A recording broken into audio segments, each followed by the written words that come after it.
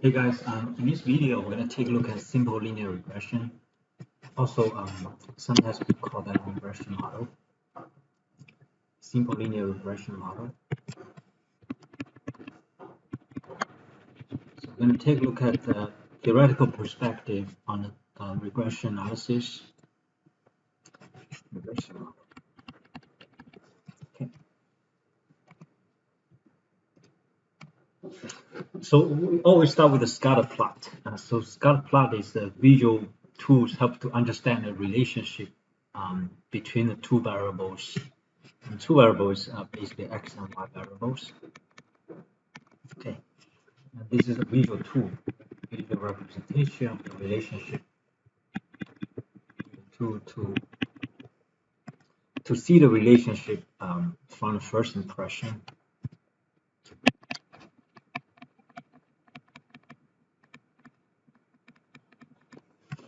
So the correlation analysis basically is used to measure the strength and direction, of the relationship.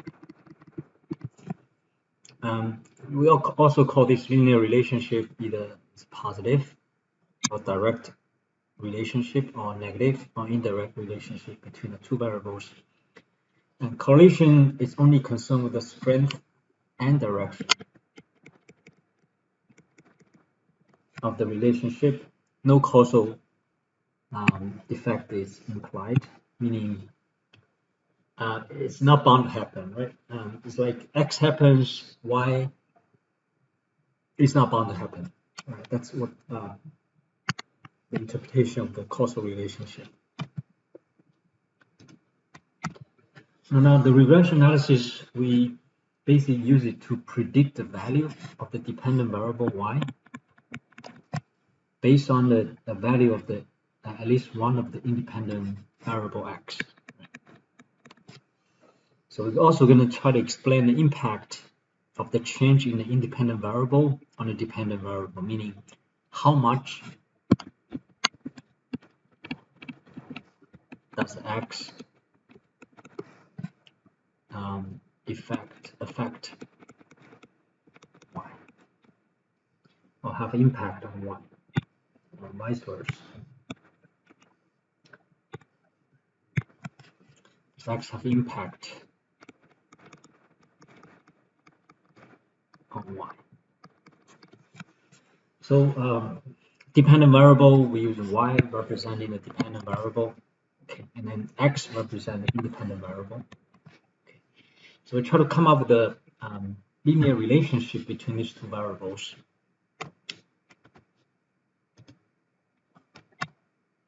So only one independent variable because it's simple linear regression model. So and that's only one independent variable, X. And later on, we're going to learn multiple linear regression model. Then we're going to have a multiple independent variables. That's going to be on the next section. And we try to figure out the relationship between X and Y described by a linear function. We're using this pretty typical Y hat B0 plus B1 times X, right? That's a linear function. We are trying to utilize to understand the relationship. So we also want to quantify the amount of change in Y, which caused by the change in X, right? Let's say one unit change in X, and how many units change in Y, right? So that's what we try to quantify. How many units change in Y. Okay, so this is kind of the very important question we try to understand from the regression model. So let's look at some of the scatter plot, right? So this is all the scatter plot or scatter diagram. If you look at the this one right here, you can see we can look at it. The trend here is when X increases, Y increases, or X decreases, or X decreases, Y decreases. So that being said, both x and y move in the same direction, right? X and y move in the same direction.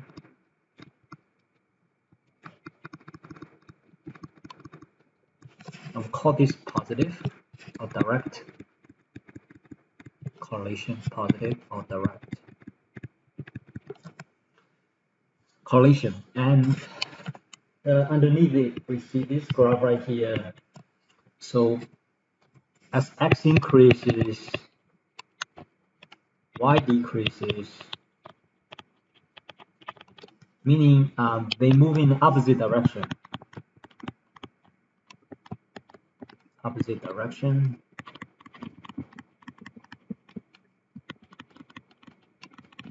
We call this negative or indirect correlation. Okay. So those two are very typical linear relationship among those two variables, and also have the curvy on the right hand side right here. We have curvy linear relationships. This is the same thing. This is like curvy linear relationships, and we're not gonna go into this because it's not linear. So we're not gonna cover all these different relationships in this particular section.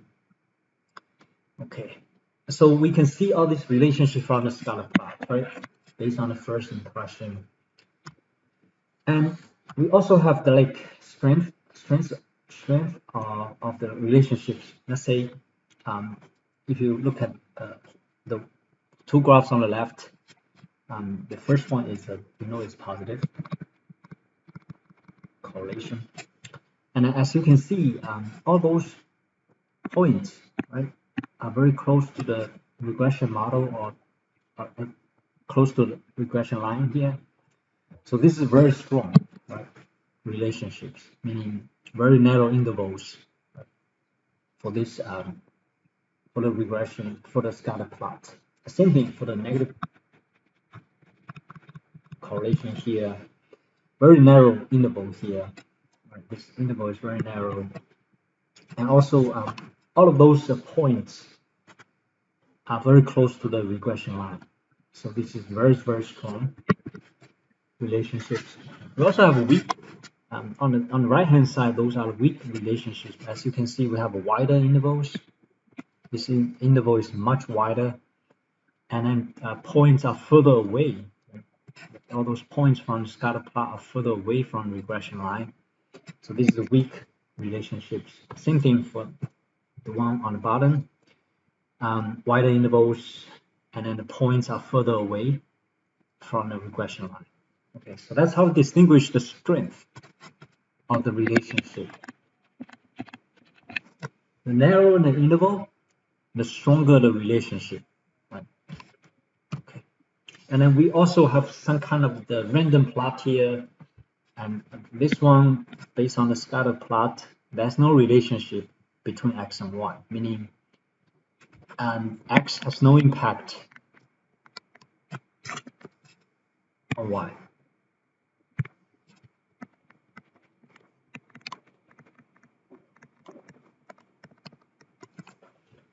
Same thing, the one underneath it, there's no relationship between the two variables x and y. Okay, and this is, we're going to see a random plot, right, from the scatter plot. Now let's look at the regression model. We've been talking about the simple linear regression model for a little bit. So the population regression model, we have dependent variable, basically yi, and beta 0 represent the intercept, right? Beta 1 represent the slope. Just like in any linear function, we have a slope, we have one intercept, and the difference thing is that's error term, a random error term. So the random error term is the value is the difference between the observed y value and the predicted y values. So that's always an error term here when we try to use a model to predict the actual context. So dependent variable y I equal to beta 0 plus beta 1 xi plus error term. This is error I, right? So this part is called a linear component, and we also have a random error based on the from the model itself. And this is what they call a population regression model. Okay. And graphically speaking, so error term comes from this. So this is our observed y value, right here. And then the predicted y value is right here. So that's the difference between those two. And this is what they call error term, a random error for this x. And then we have y-intercept, it's right here.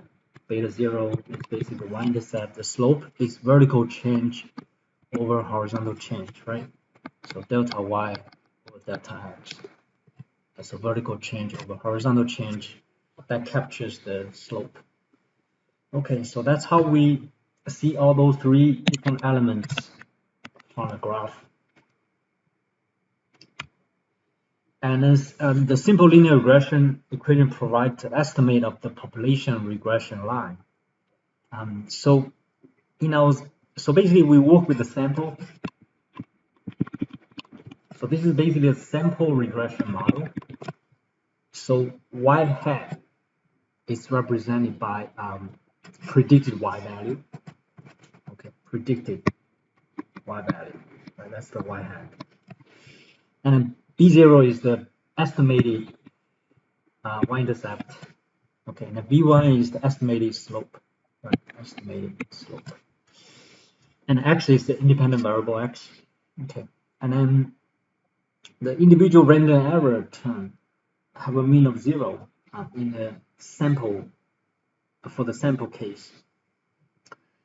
So error term has the mean value of the 0. Okay, meaning average mu of ei equal to 0, right? Okay, and the theoretical perspective on the simple linear regression, we're using this particular term called least square method, meaning least square method is what the statisticians use to come up with the regression model. And here B0, B1 are obtained by finding the value, minimizing the sum of the square difference between this is observed y value, meaning this y value comes from the sample.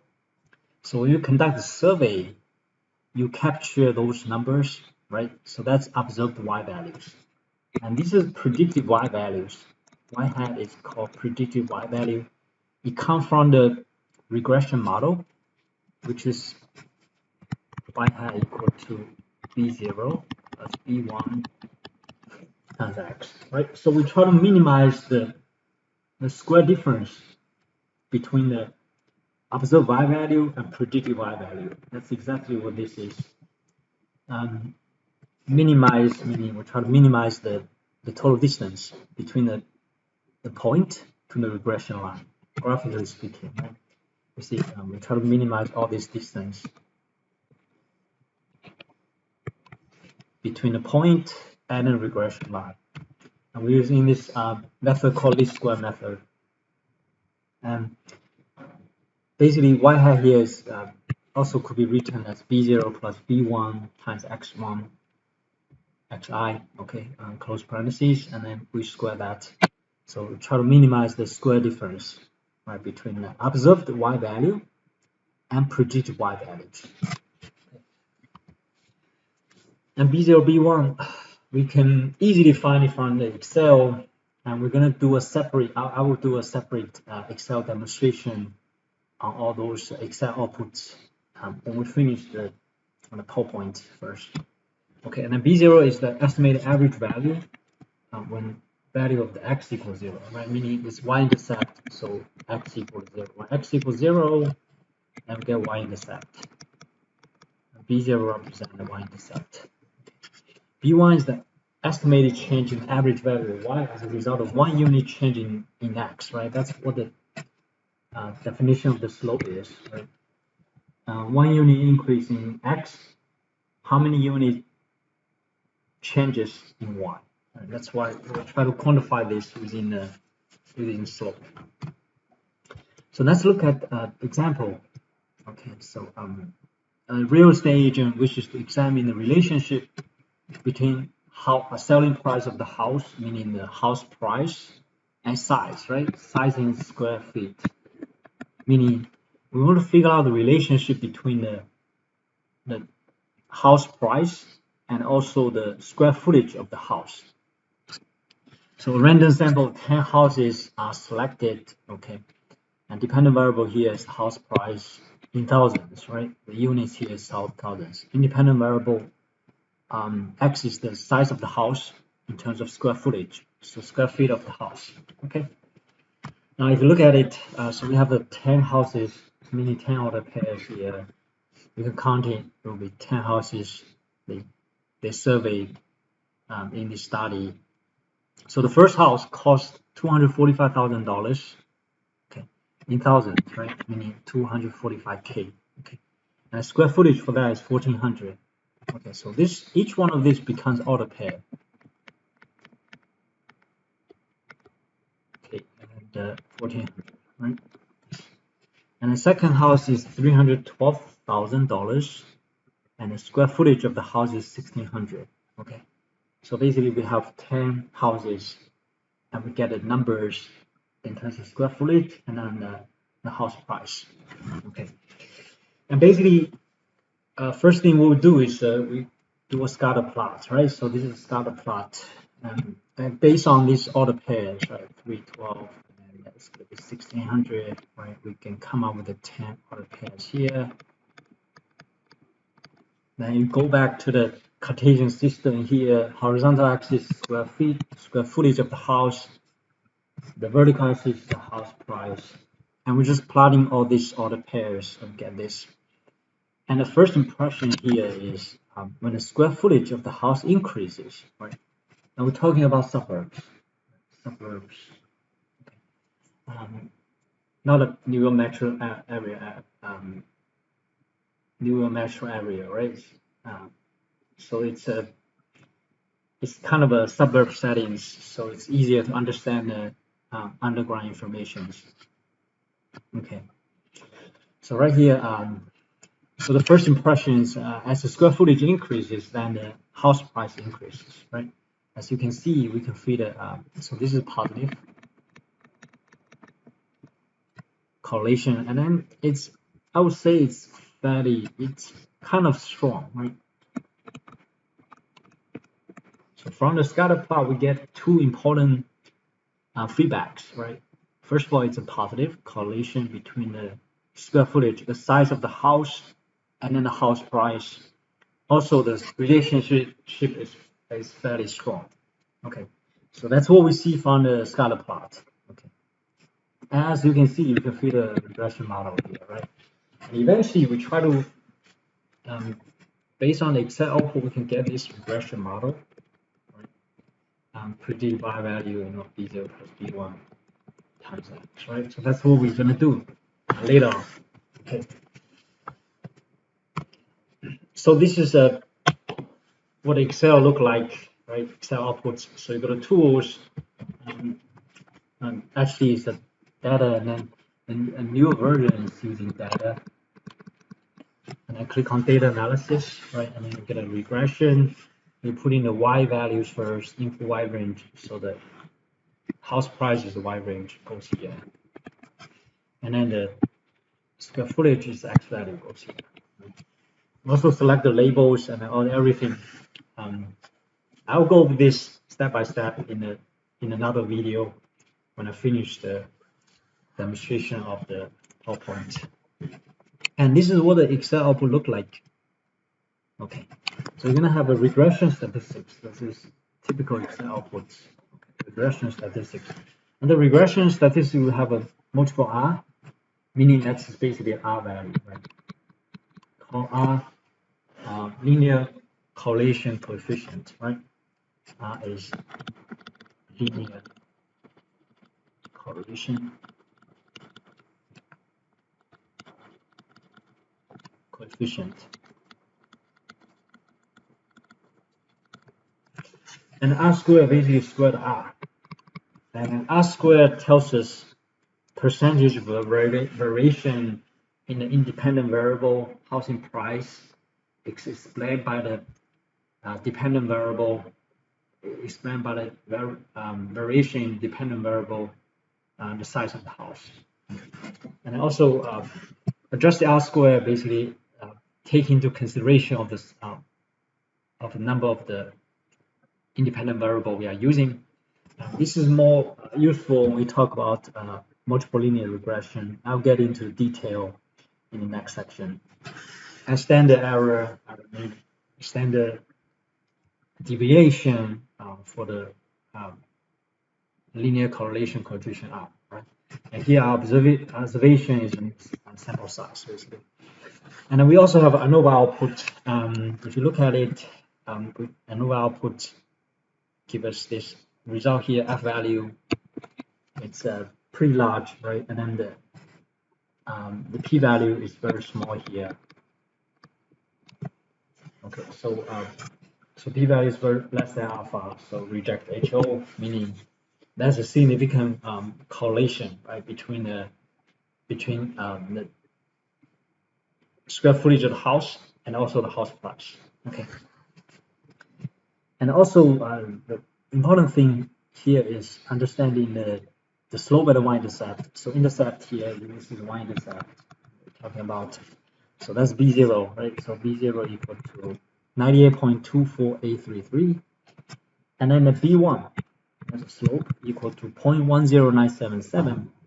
So based on B0, once we know B0, B1, so we can write a regression equation or regression model using actual context.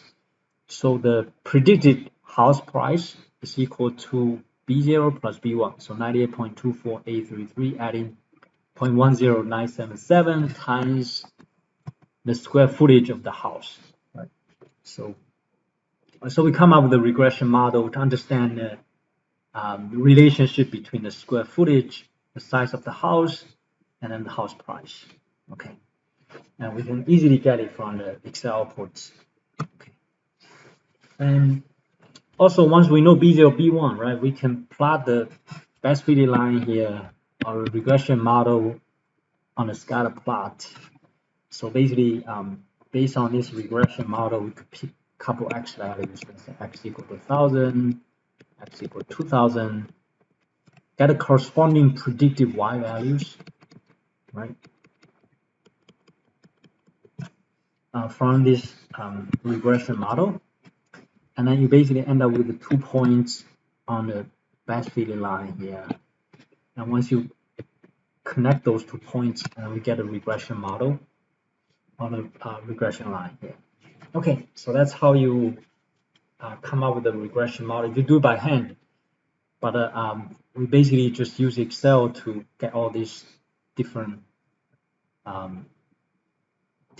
aspects of the graph.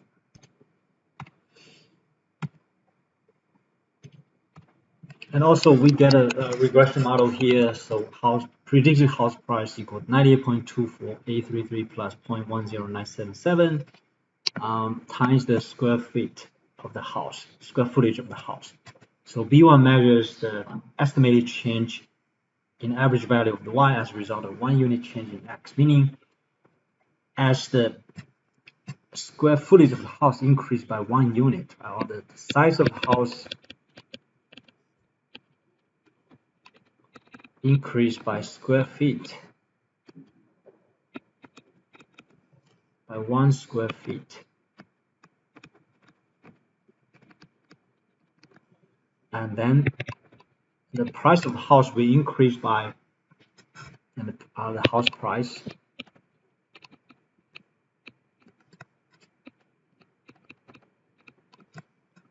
increases by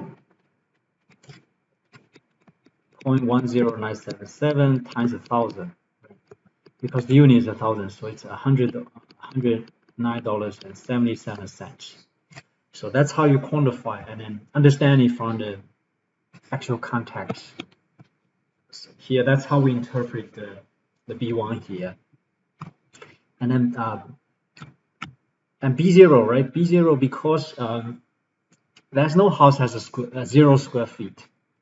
When x equals 0, meaning the size of the house is 0 square feet, no such house. So this tells us is that there's no actual meaning attached to the B0 here, right? Because this is not realistic. So this slope is the portion of the house price not explained by the square footage, meaning it's not applicable in this actual scenario here. Okay. And let's say once we have the regression model, we actually could use it to do some prediction. Right? Let's say in our sample, we do not have a house with a 2,000 square feet, right? So now we can, since we have the regression model, then we can plug into the regression model here, replace the square footage here with the 2,000. Okay, we get this estimated house price of the $317,850, right? That means you're gonna multiply this by 1,000 to get the actual price, which is $317,850. So with this, with the square footage of a house being 2,000 square feet, the house price would be, the estimated house price would be, or predicted house price is going to be $317,850. Right? Okay. And we also have interpolation, extrapolation. So here, meaning because we're dealing with the real world scenarios, so we can only predict the y value within the normal range, meaning within the relevant range, normal range. For example, let's say in the suburbs, most of the houses are built between 1,000 square feet and 2,500 square feet, right? So you have if let's say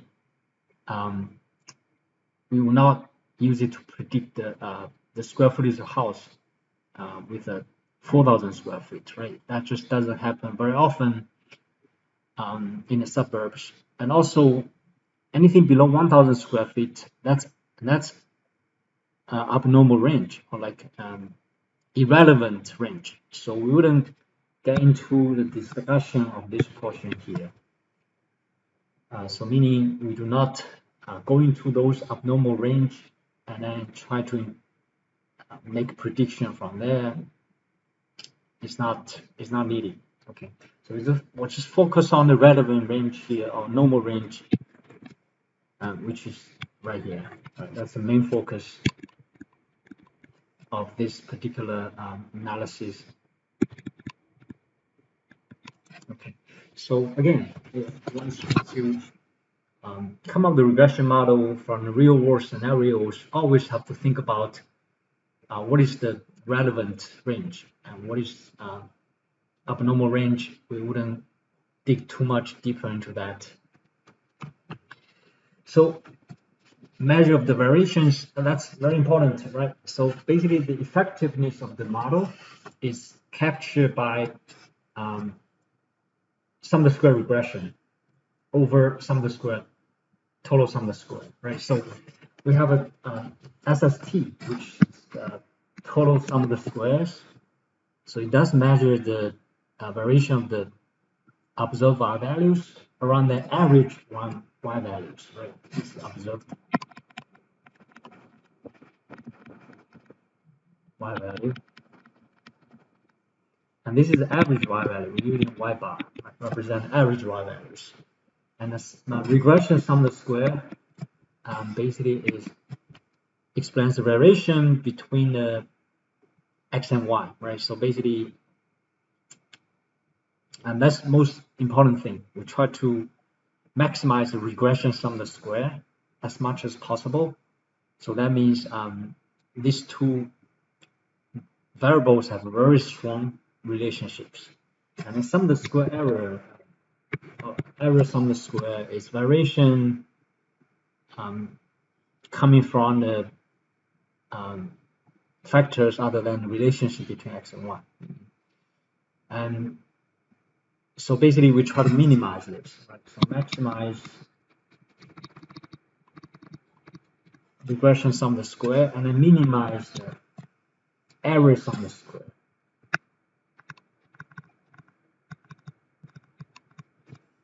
Okay. And graphically speaking, sum of the square total, or total sum of the square is the square term between the observed value and then the average value. So this y bar here represents average value. So that gives us a total sum of the square. And the sum of the square error comes from the square difference between the observed y values and predicted y values. So this distance here represents observed y values and then predicted y values. And we try to minimize that, right? So the shorter the distance, the total distance, the better it is, the better the model is. And then sum of the square regression sum of the square equal to predicted y values, the difference between the predicted y values and then average y values, the average square that. So this is graphically breakdown of all those different elements here, and we try to maximize the regression sum of the square. So that means the regression model is more effective, and then we can better use it to making prediction. So the coefficient of determination, R squared is called coefficient of determination, is the portion of the total variation in the dependent variable explained by the variation in the independent variable x. So dependent variable y explained by the variation in the independent variable x. And the coefficient of determination also called using R squared. So it's basically a regression SSR, which is regression sum of the square over total sum of the square, right? So the bigger it is, the better the regression model. Okay, so R squared is greater or equal to 0, that's the range, less equal to 1, right? So the maximum you can have is 100% effectiveness of the independent variable. Okay. So this is one of the cases with the R squared equal to 1, meaning there's a perfect linear relationship between x and y, right? So right here, this is a negative.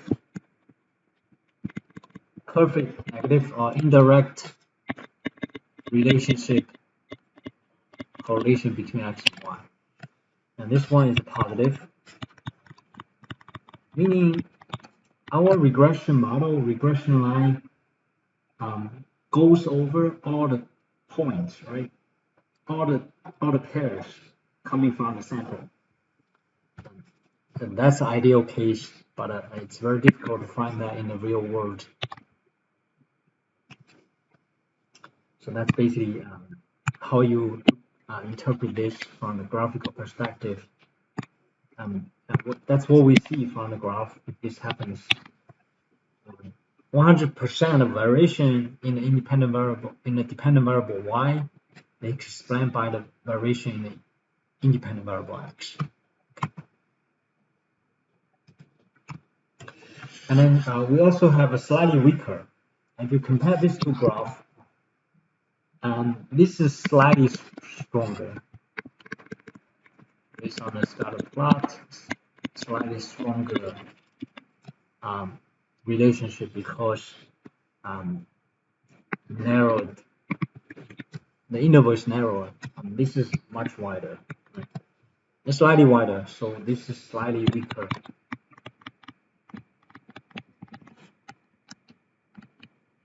Correlation. So the R square from the top graph is bigger than R square from the bottom graph, right? And so all these different scatter plot does give us idea about the strength and then the direction of the relationship. So in this case, only some of the variations in a dependent variable y is explained by the variation in the independent variable x. Only some of them. Not like the previous one, 100% of the variation is explained by the variation in the independent variable. And we also have a scenario where r squared equals 0, meaning we get and there's no linear relationship between x and y, so x has no impact on the y, so you're going to see a random scatter plot here. Okay, and so this is, again, let's go back to Excel output one more time. So the r squared here is a sum of the square regression sum of the square, which is this number, dividing by total sum of the square. And this is error term. Residual, which is sum of the square, error sum of the square, residual sum of the square. Yes, and then this number, the quotient of those two numbers becomes the r square. Okay, and so the interpretation of this is 58.08% of the variation in the house prices is explained by the variation in the square footage of the house. Okay, and so also, if you look at, we've done the F-test, we explained that earlier. F-test tells us is that there's a significant relationship between those two variables. Okay.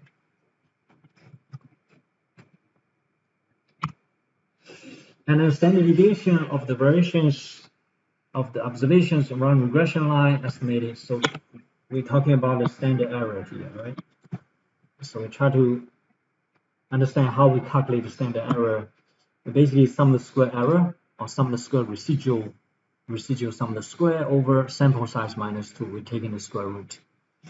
And then basically, sum of the square error is basically sum of the square between the observed value, y value, and then predicted y value. Okay. And dividing by sample size minus 2. So this value is being calculated as square root of sum of the square residual or error. Residual is basically error. Okay. Over sample size minus 2. As you can see, sum of the square residual here, or residual sum of the square is 13,665.5652, and dividing by sample size, which is 10 minus 2. And when you put it into the calculator or Excel, you get 41.33032. That's what we see here. So that's the standard. You can also say that that's standard error between those two variables. Okay. Yeah, because that's how you do the calculation here. So we also try to compare different standard errors. So as you can see, the stronger the relationship, the smaller the standard error between the two variables, right? Meaning if the range is narrower compared to this range is wider, then this one has a smaller standard deviation, right? Standard error between the two variables. This one has a larger standard error between the two variables. And then the magnitude of the standard error also could be judged based on the size of the y values, meaning when the y values, the unit of the y values is very large, or the y value is very large, and sometimes standard error becomes irrelevant, right? It becomes very, very small, which is good. Meaning, and if you look at this scenario here, based on standard error is 41.33 thousand. Okay, and if you compare to the relative house prices here, it's between 200K to 300K, and it's about 10 to 20%. Like it's relatively speaking, it's about 10% or 20% with respect to the house price. So it's kind of small, right? We can also say this is a standard error here is quite small. Okay. And again, we got to check the assumption on the regressions. So we got to check three things. First one is the normality of the errors, meaning the error terms must be normally distributed, okay, for any given value of the x. And secondly, it's called normality of the errors. Second one is homoscedasticity, the probability distribution of errors also must have a constant variance. And then the independence of the errors, error terms must be independent, right? Statistically independent. They must be independent of each other. And let's look at how we examine all those three assumptions here. So let's look at the residual analysis. Residual analysis basically looking into the residuals. Residual or the error is between the error term is calculated using the observed y value minus predicted y values. Okay. So difference of those two, and we try to minimize residual. The smaller the residual values, the better it is. Okay. And we also check assumptions in regression, examining the residuals, linearity, meaning the normality of the errors. We also need to make sure it's a constant variance for all the error terms. The main is a homoscedasticity. We also need to evaluate normal distribution assumptions and then also make sure errors are independent, right? So all those assumptions. Now let's look at residual plot to guide us through, right? So let's say this is scatter plot, the one on top is scatter plot. And this residual plot underneath. Okay, as you can see here, this is a curvy linear, so the residual is not going to be linear, right? It's also like curvy, so definitely not linear. And then this is a scatter plot. As you can see, residual is bounded by a certain interval here, and then yes, residual is bounded by a very narrow interval. So as you can see, it's bounded here, so which is good. So meaning the error terms are linear. It's meaning the errors are normally distributed. And secondly, homoscedasticity here, based on the scatter plot, you see it's not a typical interval here. So basically, you can see this is like a curvilinear relationship here. So that's why the residuals doesn't come up as in a particular interval here. So it's also like as a very irregular shape. That means we don't have a constant variance, right? So here the variance are different. But if you look at for the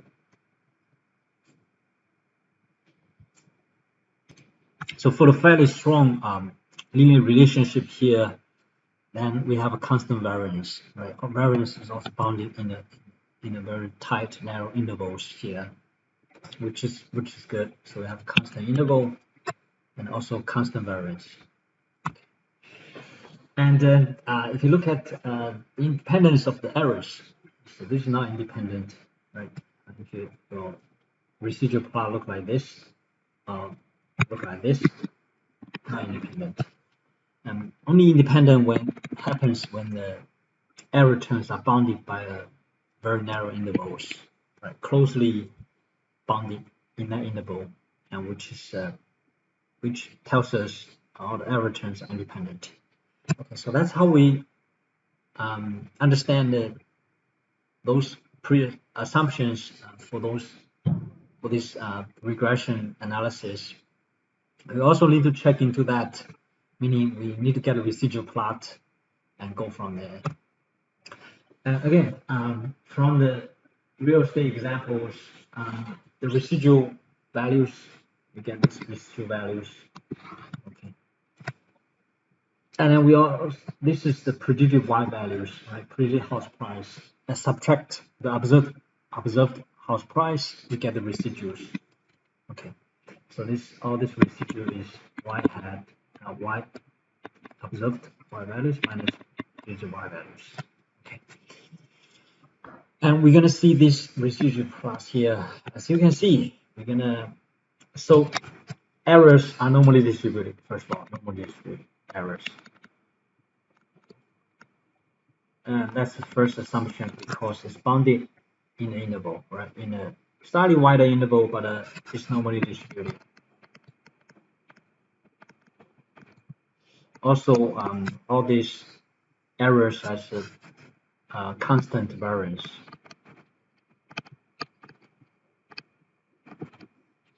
Also, because it's random plot, so the errors are independent.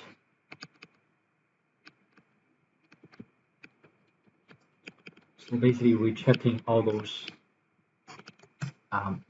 assumptions needed for the regression model. So yeah, so based on the residual plot, right, we can easily get this residual plot from Excel.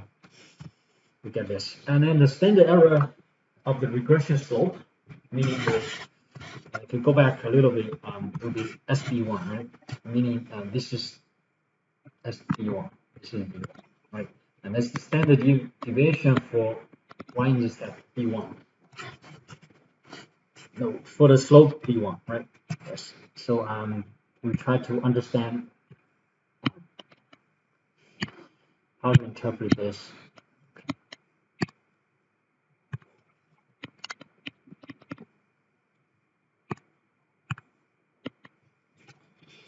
So the standard deviation for B1, it's standard error between the two variables by sum the square for all the x values, meaning we do the sum square between each individual x values and the average of the x values.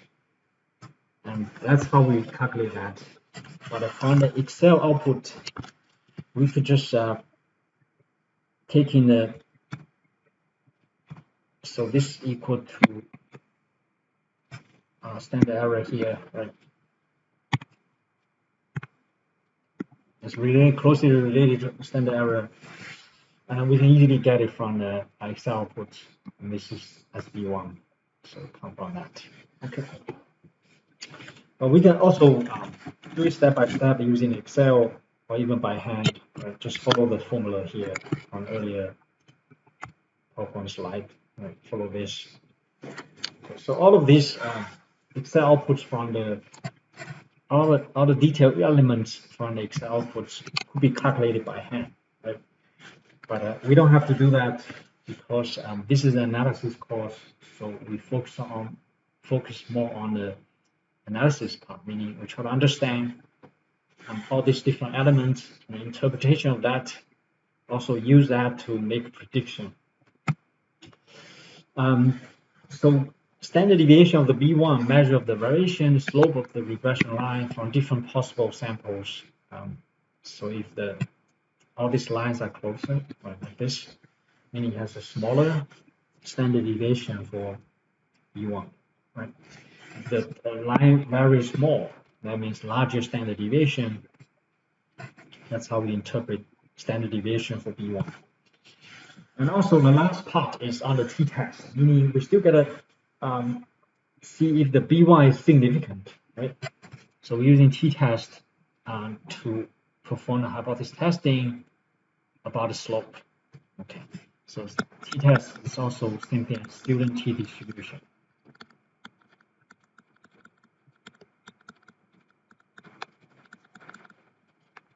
Okay, so t-test of population slope, is that a linear? So the question is that a linear relationship between x and y? And so the first step is set up a null and alternate hypothesis. Null hypothesis beta 1 equals 0. Here beta 1 represents the population. A slope, right? Okay. Beta 1 equals 0, meaning there's no linear relationship in the population between x and y, right? Each one is beta 1 not equal to 0. And not equal to 0 meaning we have two-tailed test. This is what they call a two-tailed test. So beta 1 not equal to 0 indicates there is a linear relationship. So the test statistics we're using t values. So B1 minus beta 1. So beta 1 is always 0, right? B1 we get it from the Excel output. Standard deviation of the B1 we get it from the Excel output.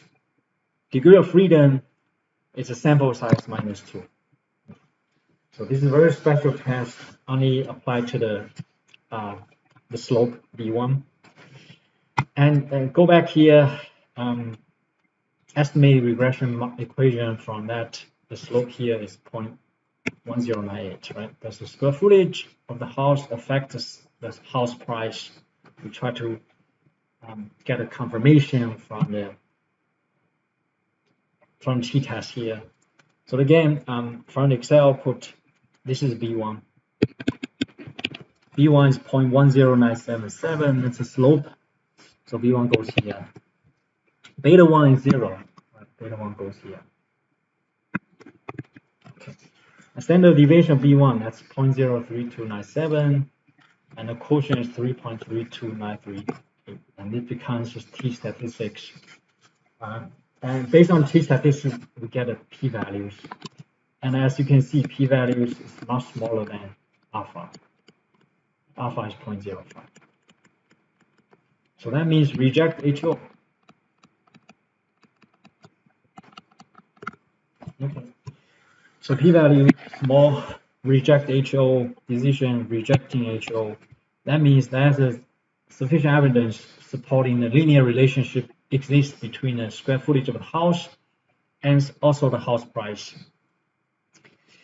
And we can also, so the p-value here, because two-tailed test, so p-value here comes from t-score greater equal to 3.329, and then t-score less than negative 3.329, right? So we get this probabilities from the t-scores. And basically, this is the hypothesis testing on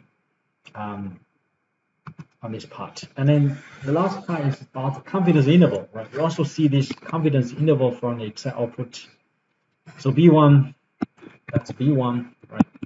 0.10. So this is the formula we are using, 977 plus minus.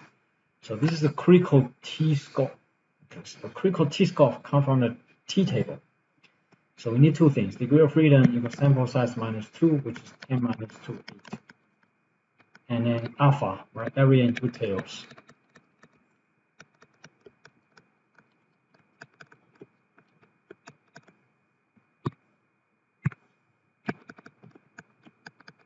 Alpha is 0.05. And we're going to go to the t-table to find our critical t-score. Okay, so I'm going to quickly show you where to find that. So again, you're going to go to our Blackboard course, and then under the syllabus, textbook, and then tables, we're going to click on the statistical table, and then click on t-table. And the table, you open the t-table here. All right, so the degree of freedom is 8, right? And then area in two tails is 0.05. So these two have intercept, and then the intercept is 2.306 right here. This number here. Degree of freedom 8, and then alpha area in two tails 0.05. So the critical t-score is 2.306. So we go back to our PowerPoint here.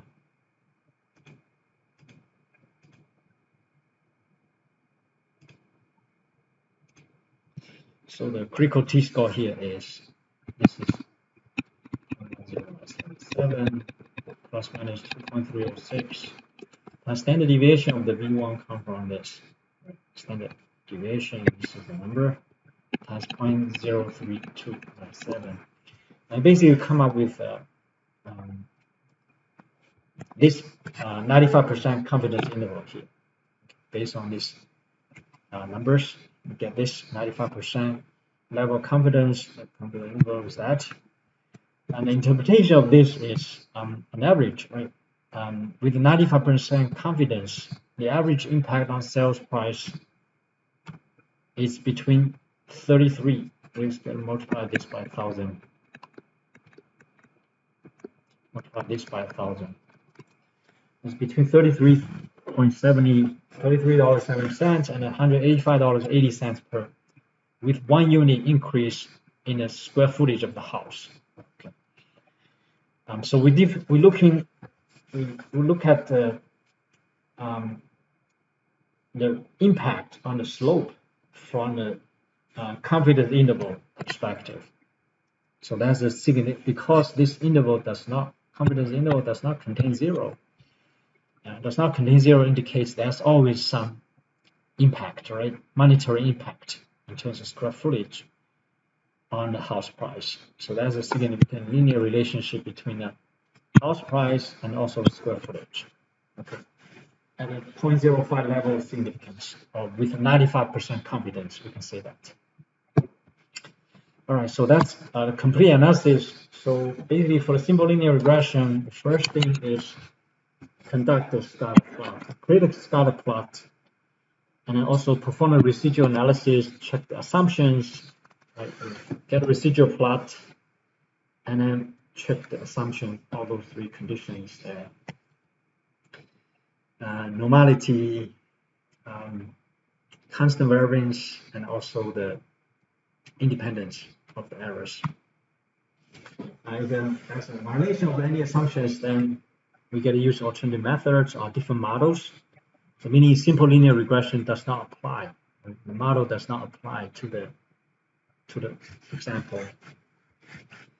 Okay, so there's no evidence of assumption violation, then we test for the significance of the regression coefficient, meaning using the t-test, right? So that's pretty much everything from this particular section, and I will create a lecture video on the PowerPoint, on the Excel in the next video.